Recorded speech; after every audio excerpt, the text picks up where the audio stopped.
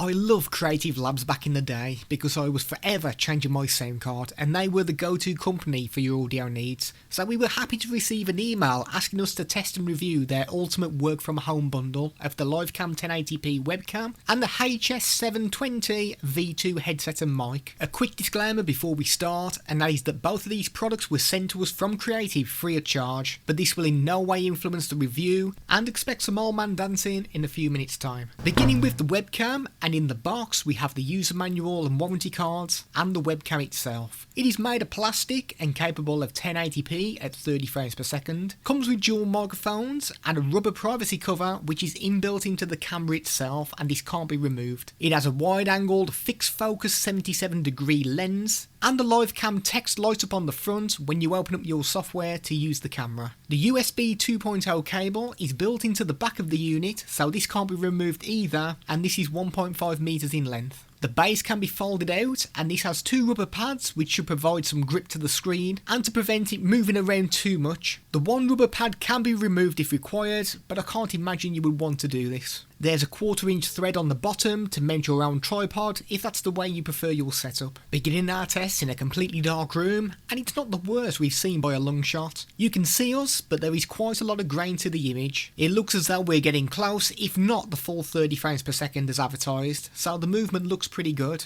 So you will be able to use this in a dark room, but it's not going to be the best image quality.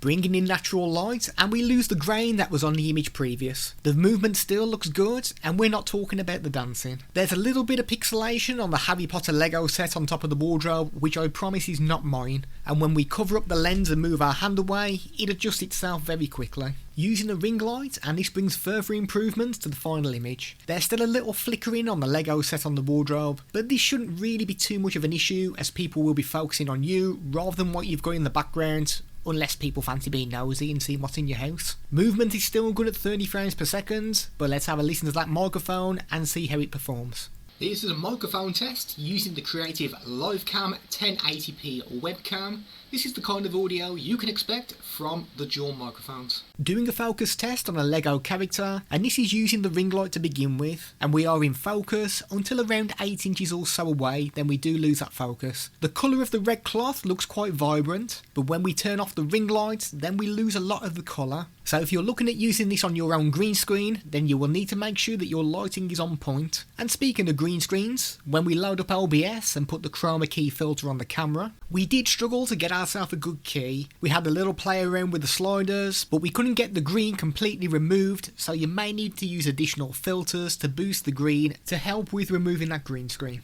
Comparing it against the Valuetom and the Lincplus C2 webcams using a ring light on each shows that the Creative Livecam is certainly capable, but you are going to want to use a ring light to get the best experience. Moving on to the headset, and it doesn't really look much to look at. It feels quite cheaply made and it's very lightweight with it coming in at 135 grams. There is padding on the top to make it feel a little more comfortable to use. There's an L and an R on either side so you know which way the headset should be worn. The headphones have foam pads and they're quite small, so they won't encapsulate all of your ear, which may put a few people off. These can also be slightly tilted. The sides can be extended, so if you have a head the shape of the bloaty head patients in Theme Hospital, then you're in luck. The microphone can be moved around and it stays in whichever position you put it. We have a control box on the USB cable, which allows you to turn up and down the volume level. There's a button to mute the microphone and this will glow red when it is muted. The other button allows you to pause and play. So if you're listening to a YouTube video, for example, you can pause it and restart it with the push of this button.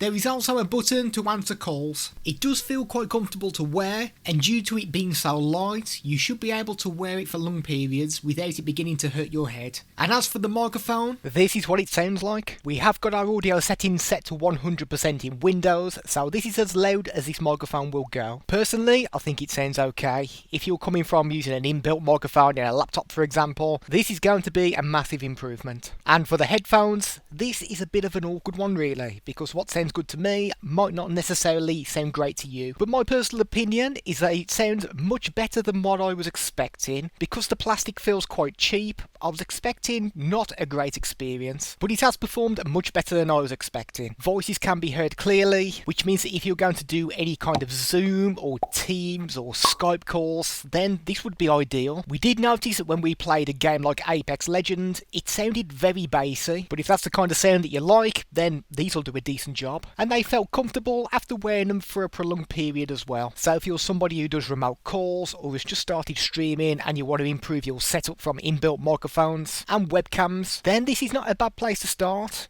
It's not going to beat your Logitechs for webcams and your £100 plus headphones, but for a starter set, it's pretty good.